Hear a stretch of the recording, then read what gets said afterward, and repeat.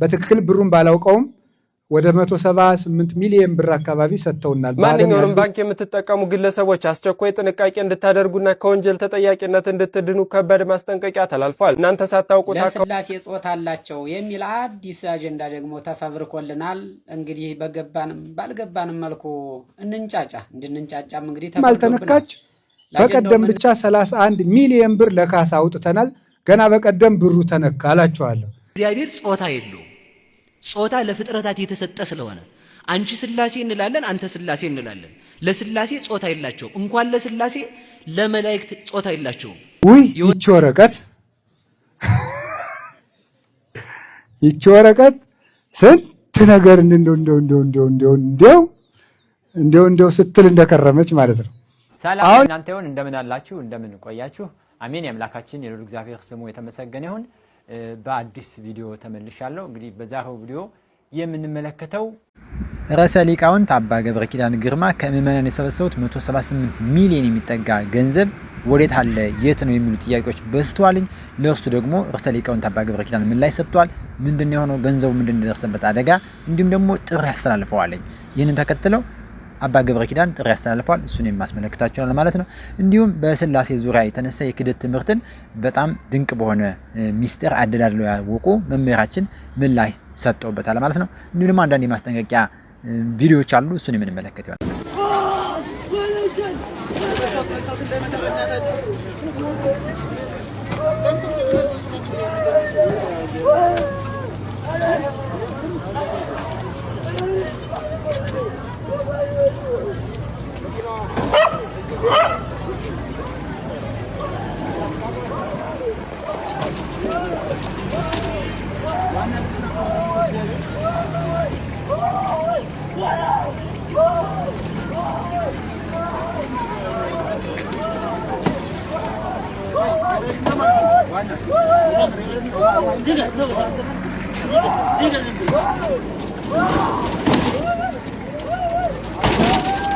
አረ መኪናውን እየሰበረው ነው።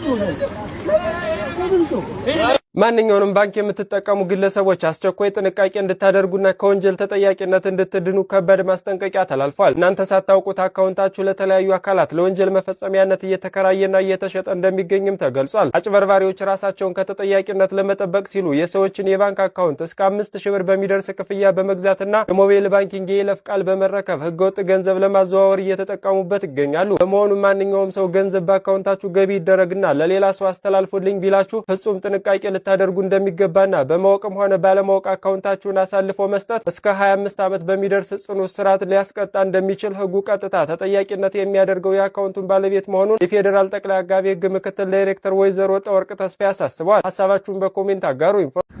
ቀዳሚ ያደረግነው የዛሬው ቪዲዮ እንግዲህ የምትመለከቱት እንግዲህ በአዲስ አበባ እየተፈጸመ ያለ አንድ ግለሰብ ላይ እንግዲህ የህግ አስከባሪ አካላት በህግ አግባብ መጠየቅ ሲችሉ በዚህ ልክ የፈጸሙት ስርዓት ያልሆነ ድርጊት ብዙዎችን መነጋገሪያ ሆኗል ማለት ነው። እንዲሁም ደግሞ የማስጠንቀቂያ መልእክት የሰማችሁትን ይመስላል። በባንክ ዙሪያ ባንክ ላይ እየደረሰ ያሉ ከፍተኛ የሆነ የመዝበራ በጣም የስርቆት ሂደቱ ዘምኖ በተለያየ መንገድ እየቀረበ ስላለ ሁላችንም የጥንቃቄ መልእክት እንዲደርሰን በሚል ነው ይሄንን ቪዲዮ ቅድም ያደረኩት ማለት ነው። ሁላችንም በጥንቃቄ ለፍተን በድካማችን ያገኘነውን ገንዘብ ለሌቦችና ለዘራፊዎች አሳልፈን እንዳንሰጥ ይሄን ጥንቃቄ መልእክት ለሁላችሁም ለምትወዱት ወዳጆቻችሁ በሙሉ ሼር እያደረጋችሁ አጋሩት ለቤተሰቦቻችሁ ማለት ነው። ምክንያቱም እጅግ በጣም እየረቀቀ የመጣ የስርቆት ሂደት ውስጥ አስቸጋሪና ከባድ ውስብስብ ስለሆነ ማለት ነው።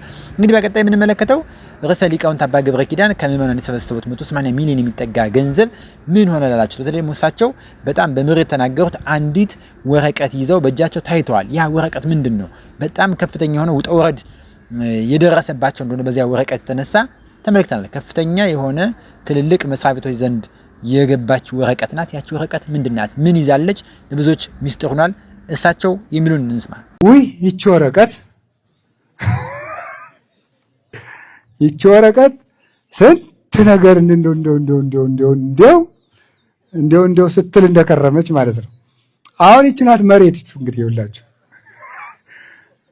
አሁን ይቺ ስንት ቢሮ ዙራ የስንት ሰው ፊት አይታ ስንት ሰው ደክሞባት ስንት ሌሊት ታድሮባት ስንት ቀን ተውሎባት ስንት ሰው መከራ አይቶ ጉልበቱ እስኪደቅም ሮጦባት ላብጥብ ተደርጎባት ስንት ቀን ተንከባለን ሰላም ልጅ ተደግሞባት አያዚች ወረቀት እዛ መጣችና እዚችን ወረቀት እግዚአብሔር ደግሞ ጥሩ ስራ የሚሰራብሽ ያርግሽ በሏት። የአባ ገብረ ኪዳን ራእይ እውን ሊሆን ነው። ርዕሰ ሊቃውንት አባ ገብረ ኪዳን ግርማ ግዙፍና ዘላቂ የሕክምና ተቋም ለመገንባት ያመነጩትን ማህበራዊ ራእይ የባህር ዳር ከተማ አስተዳደር መሰረታዊ ጥያቄውን በመቀበል 30,000 ካሬ ሜትር ስፋት ያለውን መሬት በጉባኤ ቤት ስም አስረክቧል። በዚህ በተረከቡት ታላቅ ይዞታ ላይ በሚመጣው ቅዳሜ ሰኔ 27 ጠዋት ከ3 ሰዓት ጀምሮ ብፁዓን አበው ሊቃነ ጳጳሳት፣ ሊቃውንት ቤተክርስቲያንና ስመጥር ታዋቂ ግለሰቦች በተገኙበት የመሰረተ ድንጋይ በታላቅ ድምቀት ይቀመጣል። በዚህ ታሪካዊና ሀገራዊ ፋይዳ ባለው ታላቅ ክንውን ላይ ሁላችሁም በቦታው እንድትገኙ ጥሪ አስተላልፈዋል። ኦርቶዶክሳውያን ምእመናን ሁላችንም እንኳን ደስ ያላችሁ። በእውነት ርዕሰ ሊቃውንት አባ ገብረ ኪዳንም የልፋቱ መጨረሻ እንዲሆኑ በማየቱ እንኳን ደስ ያለው አባታችን እያልን እስቲ ደስታችን እንግለጽላቸው። እንኳን ደስ ያለው አባታችን ፍጻሜውን ያሳምርልን። እንግዲህ የባህር ዳር ላይ ሊያስገነቡት ያሰቡት በጣም ትልቅ የሆስፒታል አለ። ይህ ሆስፒታል ኦርቶዶክሳውያን ብሎም ደግሞ የማያምኑ በእኛ እምነት ውስጥ የሌሉ ኢአማንያንም ሊታከሙት የሚችል እጅግ በጣም ዘመናዊ የሆነ ሆስፒታል፣ ይህም ደግሞ ሁሉን አቀፍ የሆነ ድንቅ የሆነ ሆስፒታል ለማስገንባት እንግዲህ እኒህ አባታችን ልክ የግብጽ ኦርቶዶክስ ቤተክርስቲያን ለውጥ እንዳመጣው እንደ ጊዮርጊስ ሀብ የሚመስሉ አባት ናቸው። እግዚአብሔር ፍጻሜን ያሳምርላቸው። በእውነት ድንቅ ነው። በዚህም የተነሳ ብዙ ገንዘብ ስታዋጡ የነበራችሁ ምእመናን እንኳን ደስ አላችሁ ተብሏል። ጥሪ አስተላልፈዋል። እስኪ እንስማቸው። አባ ገብረ ኪዳን ስለነበረው የገንዘብ አሰባሰብና አሁን ገንዘቡ ምን እንዳደረሰ እንዲሁም ሁኔታው ምን እንደሚመስል ይነግሩናል። ስትሰጡ የሰጣችሁን በትክክል ብሩን ባላውቀውም ወደ 178 ሚሊዮን ብር አካባቢ ሰጥተውናል። በዓለም ያሉ ምዕመናን ሁሉ ማለት ናቸው። በዚህ ያሉ ሁሉ እዚህ ያሉት የዜማ ተማሪዎች፣ የቅዳሴ ተማሪዎች እኮ ራሱ ምንም የላቸውም እኮ ገዳሙን የሚያስተምራቸው አንዳንድ ብር ኮቸሮ ሽጠው ይሆን አይታወቅም፣ እነሱ ሳይቀር ሰጥተዋል። እና በዓለም ያሉ ሁሉ የሰጣችሁን ሁሉ እዚህ ደርሶ ነበር። ብራችሁን አንዲትም አልተነካች። በቀደም ብቻ 31 ሚሊዮን ብር ለካሳ አውጥተናል። ገና በቀደም ብሩ ተነካ አላችኋለሁ። ሁላችሁም ጠርቻችኋለሁ። ቅዳሜ ከጠዋቱ 3 ሰዓት ላይ በባህር ዳር ከተማ በተቀበልነው መሬት ላይ አዲሱ ድልድይ ፊት ለፊት ነው የተቀበልነው። 30,000 ካሬ መሬት እዚያ መሰረት ድንጋዩ ይጣላል፣ ብፁዓን ሊቃነ ጳጳሳት በተገኙበት። ስለዚህ ይጣላል። ዝግጅታችን እያደረግን ነው። የገዳሙ መናንያን ደቀ መዛሙርት በቻሉት መጠን ይገኛሉ። ብፁዓን አበው ሊቃነ ጳጳሳት ይገኛሉ። ተገኝታችሁ ያልቻላችሁ ደግሞ በዓለም ሆናችሁ ሁላችሁም ተጠርታችኋል። ብር የሰጣችሁም ያልሰጣችሁም፣ እንዲያው ቢኖረኝ ይሰጥ ነበር ያላችሁም፣ እንዲያው ያሳካላችሁ ያላችሁም፣ የጸለያችሁልንም የተጨነቃችሁልንም ሁሉ እንኳን ደስ ያላችሁ። ባላችሁበት ጠርተናችኋል። ሁላችሁም ሆዳችሁን በለንቋጣ አጥባችሁ እንድትመጡ። የቃለ እግዚአብሔር ድግስ አለ። እንጀራም አይጠፋም፣ እግዚአብሔር ያወርድ ይሆናል። እንድትመጡ ጠርቻችኋለሁ። አንድ ጊዜ አምላከ ቅዱስ ቂርቆስ ይመስገን በሉ። በዓለማተብ ኦርቶዶክሳውያን ሁላችንም አምላከ ቅዱስ ቂርቆስ ይመስገን እያልን ኮሜንቱን እናጥለቅልቀው። አምላከ ቅዱስ ቂርቆስ ይመስገን እያልን ለዚህ ላደረሰን ይህንን ትልቅ ድንቅ የሆነ ራእይ ለፍጻሜ ሊደርስ ላቀረበልን ማለት እንግዲህ ወደ 30,000 ካሬ ሜትር የሚሆን ታላቅ የጠቅላላ አጠቃላይ ሆስፒታል የሚሆን ግንባታ የሚውል መሬት ተሰጥቷል ማለት ነው። ቅድም ያሳየን ወረቀት አባ ገብረ ኪዳን ብዙ ምሬት የደረሰባቸው ወረቀት በዚያች ነበር ማለት ነው። እንግዲህ ያቺ ወረቀት ፍቃድ የተገኘበት ነው። ነገ ሰኔ 27 ሁሉም ኦርቶዶክሳዊ እንዲገኝ ተጠርቷል ማለት ነው። ሰኔ 27 ሁላችንም በዚያ ተገኝተን ያለውን መርሃ ግብር የምንካፈል ይሆናል ማለት ነው። እንግዲህ እጅግ ድንቅ ነገር አድርጎልናል እግዚአብሔር። አሁንም በድጋሚ አምላከ ቅዱስ ቂርቆስ ይመስገን እያልን ኮሜንቱን እናጥለቀ። በእውነት ድንቅ ነገር ነው። እግዚአብሔር በዚህ ብዙ ስራ እንደሚሰራ ስለምናምን ስለምንወቅ ማለት ነው። በድጋሚ ርዕሰ ሊቃውንት አባ ገብረ ኪዳን ቃሉ ያሰማልን፣ የእድሜ ዘመኖትን የአገልግሎት ዘመኖትን ሁሉ ያርዝምልን፣ ሳብ ረዘም ያደርግልን። በእውነት አባታችን ፍጻሜውን ያሳምርልን፣ ወደ ጵጵስና እንዲመጡ እንመኛለን። እስኪ ይህን ቪዲዮ እንመለከተው። ሥላሴ አካል አላቸው የላቸው? ሲወላቸውም ተናገሩ። ጾታ አላቸው የላቸው? ተናገሩ። አይዟችሁ፣ ወይም የላቸውም ወይም አላቸው በሉ። የላቸውም። ያገር ያለ መብረቅ ማለመምጣቱ በጣም ይገርማል። እናንተ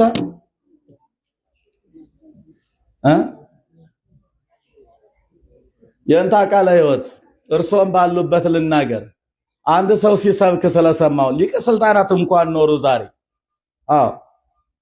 አንድ ምሁር ሲያስተምር ሰምቻለሁ። ይህን ነገር ሃይ መባል መቻል አለበት። ጾታ የላቸውም የተባሉ መላእክት ናቸው እንዴ! የስላሴን ትምህርት እንግዲህ ከልጅነታችን ጀምረን የተማርነው የሰማነው ብዙዎች የምናውቀው ነው። ስላሴ ፍጹምነት ፍጹም ገጽ አለው የሚል ነገር ለስላሴ ጾታ እንደሌላቸው ብዙዎች ተምረናል። በዚህ ጉዳይ ላይ ሐሳብ እኛ ከምንሰጥ ይልቅ ሊቃውንቱ የሚናገሩትን አሰማቻለሁ። ግን የኔን ሐሳብ ወዷ ላይ የሚገልጽ ይሆናል። ይሄንን የስተት ትምህርት ግን እንዴት ባለ ድንቅ አስተምህሮት እንደሚያቃኑት ታላቁ የሆነ ቤተክርስቲያናችን ሊቅ እሳቸውን የተናገሩትን ያስተማሩትን ትምህርት ለዚህ የተሰጠውን ምላሽ ልጋብዛችሁና ሐሳባችሁን ወዷ እናካፍላለን። እግዚአብሔር ጾታ የለው። ጾታ ለፍጥረታት የተሰጠ ስለሆነ አንቺ ስላሴ እንላለን፣ አንተ ስላሴ እንላለን። ለስላሴ ጾታ የላቸው። እንኳን ለስላሴ ለመላእክት ጾታ የላቸውም። የወንድም የሴትም ጾታ የላቸውም። እንኳን ለመላእክት ለሰው ነፍስ የወንድም የሴትም ጾታ የላቸውም። ስለዚህ ምንድነው እግዚአብሔርን ረቂቅ አካል አለው። ያንን አካል አባ ሕርያቆስ ሲናገር ምን ይላል? አልቦቱ ለመለኮት የማን ወጸጋም፣ ለመለኮት ቀኝም ግራም የለውም። ላይል ወታይት፣ ላይም የለውም ታችም የለውም። ወዘባን እንተ ድኅር፣ ጀርባም የለውም ፊትም የለውም።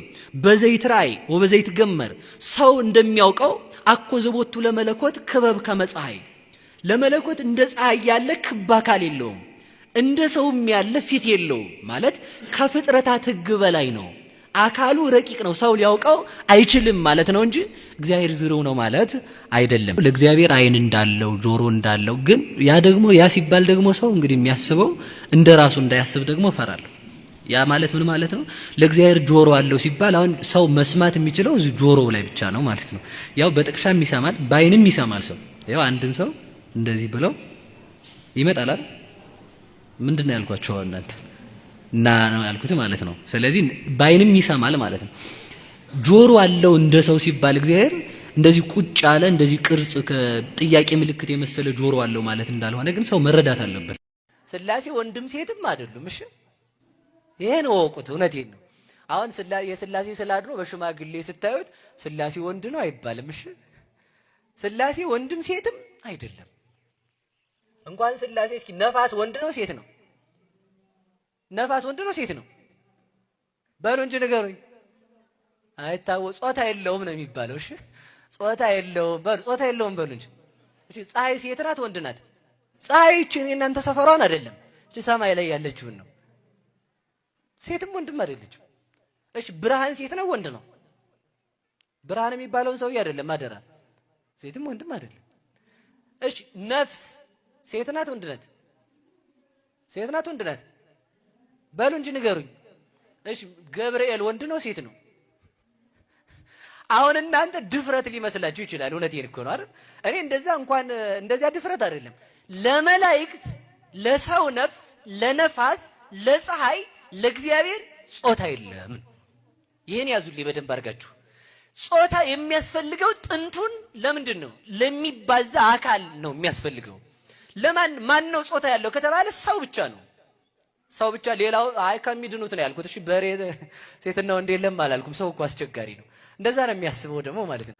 የኔታ ግሩም በእውነት ቃሎት ያሰማልን። ሁሉም ምእመናን ሊያውቀው ሊረዳው በቀላሉ ሊገነዘበው በሚችል ቋንቋና የረቀቀውን የሚስጥረ ስላሴን ትምህርት ግልጽ በሆነ ቋንቋ ስላስተማሩ እንዲሁም ደግሞ የስህተት ትምህርቶችን አቃንተው ምእመኑ እንዳይወናበድ ሁለት ሀሳብ እንዳይዝ ማድረግ በመቻሉ በእውነት በድጋሚ እግዚአብሔር አምላክ ቃሎት ያሰማልን እያለ መምህራችን የኔታ ግሩምን እንመርቃቸው። በእውነት ድንቅ ነገር አድርገዋል። እንዲህ ነው እንግዲህ ዕቅበተ እምነት ላይ መስራት ማለት ይሄ ነው። ምናልባት እኛም ታላቅ ሊቅ ናቸው መጀመሪያውን የስተት ትምህርት ያስተማሩት ግን በምን ልክ እንደሆነ አግባብ አይደለም። እኔ ምናልባት በዚህ ጉዳይ ላይ አንድ የምሰጠው ሀሳብ ምንድነው? እባካችሁ መምህራን ሊቃውንት የቤተ ክርስቲያን ትምህርት ለምእመኑ ይመጥናል እያላችሁ ለምንድን ነው ማትመጥኑልን? እንዴ እንደናንተ እኮ የእውቀት ደረጃችን ተመሳሳይ አይደለም። በጣም ይሄ ሁሉ በርካታ ኦርቶዶክሳዊ ምእመን እኮ ሁሉም ጠንቅቆ ያውቃል ማለት አይደለም። በልማድ እንኳን የሚመላለስ ስንቶቻችን። ስለዚህ ሊሆን ይገባል የምትሉን ይመጥናቸዋል የምትሉን ስጡን እንጂ እንድንወዛገብ እንድንጨናነቅ አታደርጉን። ያወቃችሁትን ሁሉ አትንገሩን፣ መጥናችሁ አስተምሩን። ሊቅነት እኮ ማለት ምን ትምህርት ለነማን መቼ ምን ይደረግ ነው። ሐዋርያው ቅዱስ ጳውሎስ እንዳለ እንግዲህ ለቃሉ ወተት ልጆች ናችሁና የቃሉን ወተት ስትጠጡ ኑራችኋል። አሁን ደግሞ በወንጌል በሃይማኖት አድጋችኋልና የቃሉን አጥንት ለመብላት ደርሳችኋል ብሎ እንደተናገረው። ስለዚህ ለህፃናት እንደሚገባው የህፃናት ትምህርት፣ ለወጣቶችም እንደሚገባው የወጣቶችን ትምህርት፣ ለአዋቂዎች የሚደረገውን ሁሉ እናንተ የምትሟገቱበትን በውስጥ የምትፈቱትን የሊቃውንት ውይይት ወይም የሊቃውንት ትምህርት የጠጠረ የከበደ ትምህርት እየወጣችሁ በሚዲያ ምእመኑ እንዲወዛገብ ሁለት ትምህርት እንዲሰማ አታደርጉን እባካችሁን። ማወቅ ማለት እኮ ለምእመኑ መጥኖ ማስተማር ማለት ነው። ይህን ጉዳይ እባካችሁ ልብ ብትሉ የተገባ ነው። እኔ የምለው ታዋቂነት ወይም ደግሞ አዋቂነት ያወቁትን ሁሉ መናገር ነው እንዴ? ኧረ እባካችሁ አንዳንዴ ለህዝቡ በሚሆን ልክ ለምሁራኑም በሚሆን ልክ ሁሉንም በሚያግባባ ልክ ብንማማርስ? እኔ አሁን ግራ እየገባኝ ነው። ያወቅነውን ሁሉ ተንፈሰን የሰማነውን ያየነውን ሁሉ ተናግረን ያወቅነውን ሁሉ በሙሉ እንዲያ